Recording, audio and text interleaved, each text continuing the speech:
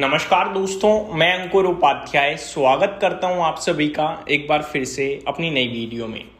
दोस्तों, कच्चा तेल छोड़ दिया जाए, यूएस ईरान की वॉर छोड़ दी जाए, करंट सिचुएशन में स्टॉक स्पेसिफिक एक्शन छोड़ दिया जाए, पर्टिकुलरली रिजल्ट स्पेसिफिक बात करूं तो अभी तक जो नंबर्स आए हैं और जो कल आने हैं उसमें हमें क्या समझ में आ रहा है, ये मैं आप सभी के साथ शेयर करना चाहूंगा अपने अकॉर्डिंग।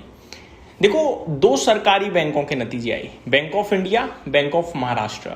बैंक ऑफ इंडिया ने आउट शाइन किया है, मतलब नेक्स्ट लेवल परफॉर्मेंस थी डिपॉजिट के मामले में, लोन के मामले में, प्रोविजंस के मामले में, हर एक पैरामीटर पे सुपर परफॉर्मेंस। नेट प्रॉफिट अनुमान से कमजोर था, 3500 करोड़ का अनुमान था, 3300 करोड़ का आया। स्टॉक 0.5% ऊपर, ठीक है जी, super. Bank of Maharashtra case में क्या था? बैंक ऑफ महाराष्ट्र के केस में डिपॉजिट अनुमान से कमजोर, लोन अनुमान से कमजोर, प्रोविजंस ज्यादा, मुनाफा रेवेन्यू इंटरेस्ट नॉर्मल, यानी खराब नतीजे। एक सरकारी बैंक धमाका, एक सरकारी बैंक फुस, यानी आपको संकेत ही नहीं मिल पाए कैसे नतीजे मानोगे आप। तो अभी सरकारी स्पेस को हमें और क्लोजली वॉच करना होगा समझने के लिए कि सरकारी बैंक कैसे नतीजे पोस्ट कर रही हैं या कर सकती हैं। अगला है टीसीएस। क्या शानदार थे, मतलब ये कहूंगा मैं कि जो बाजार नेगेटिवली ले रहा है आईटी स्टॉक्स को, उसके विपरीत थे नतीजे। मार्केट को एआई से डर है, टीसीएस ने दिखाया कि एआई क्षेत्र से उसके लिए ग्रोथ आ रही है। 2.6 बिलियन डॉलर्स के आई थिंक जो ऑर्डर्स हैं, जो डील हैं, वो एआई से आई। एआई में ग्रोथ मोर देन एक्सपेक्टेड रही। डील विन जो टीसीवी है, टोटल कॉन्ट्रैक्ट वैल्यू, वो अच्छी 9.5 बिलियन डॉलर्स की आई। क्वार्टर ऑन क्वार्टर कंपेयर करोगे तो कमजोर थी, लेकिन वाई ज्यादा ही थी, कम नहीं थी, या सिमिलर भी कह सकते हो, 9.4 से 9.5 हुई है, थोड़ी ज्यादा हुई है। तो खराब आंकड़ा तो नहीं है ये। और आईटी या टीसीएस पर्टिकुलरली कितना गिरा है वो हम सभी को पता है, छुपा नहीं हमसे। और गाइडेंस या कमेंट्री भी नेगेटिव नहीं थी, पॉजिटिव भी नहीं थी, न्यूट्रल थी, मैं ये कहूंगा।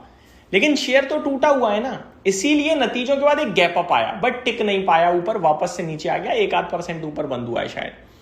तो कहने वाली बात यह है कि आईटी से मेरे को लगता है जो नेगेटिव परफॉर्मेंस चल रही है स्टॉक के प्राइसेस में, नतीजे न्यूट्रल थे, नतीजे नेगेटिव नहीं थे। अब कल एचसीएल टेक को हमें क्लोजली वॉच करना है, क्योंकि कल आने वाले हैं एचसीएल टेक्नोलॉजीज के नतीजे।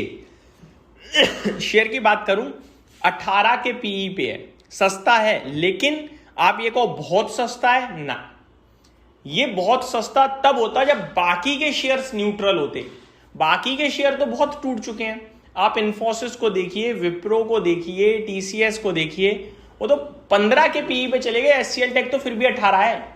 एचसीएल टेक का नॉर्मल वैल्यूएशन 22-24 का पीई था, उसके हिसाब से सस्ता है। लेकिन टीसीएस जो 30-32 के पीई पे ट्रेड करता था, वो खुद 15-17 के पीई पे है। तो फिर तो ये कहां, मतलब सबसे बड़ी कंपनी भी उसी वैल्यूएशन पे, चौथे नंबर, दूसरे तीसरे नंबर की भी। अब तो देखो, तो टीसीएस भी बड़ी कंपनी भैया, 3,15,000 करोड़ का मार्केट कैप है, और इन्फोसिस का भी 4 लाख करोड़ का ही है। एक समय था जब इन्फोसिस था आपका 8 लाख करोड़ पे, टीसीएस था आपका 3 लाख करोड़ पे, गैप था। अब तो न्यूट्रल हो गए भाई, ये खुद ही बराबर है।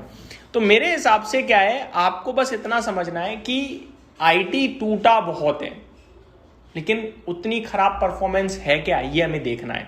तो ये आईटी पे बात हो गई। अब कल हमारे लिए सीमेंट क्षेत्र से एक छोटी कंपनी और एक म्यूचुअल फंड इंडस्ट्री की कंपनी नतीजे पोस्ट करेगी। आईसीआईसीआई एएमसी और नुवोको विस्तास। नुवोको विस्तास के नंबर्स देखने जरूरी हैं हमारे लिए, और आईसीआईसीआई एएमसी के भी। आईसीआईसीआई एएमसी हमें डायरेक्शन देगा कि भैया एचडीएफसी एएमसी या आपका निपॉन इंडिया, ये सारे कैसे, यूटीआई एएमसी कैसी परफॉर्मेंस दे सकते हैं, संकेत मिलेंगे हमें, ठीक है।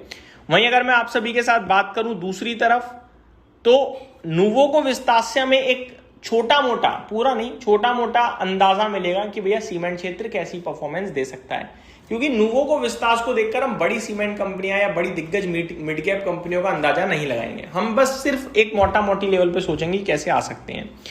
साथ ही साथ बजाज कंज्यूमर के भी नतीजे आने हैं। बजाज कंज्यूमर कर रहा है आउट परफॉर्म बड़े लंबे समय से। मतलब लाइफ हाई पे खड़ा है ये स्टॉक, इससे फर्क नहीं पड़ रहा है कि आप बाजार कर रहा है क्या नहीं कर रहा है, इसमें लगातार तेजी चल रही है और बड़ी लंबे समय से तेजी चल रही है।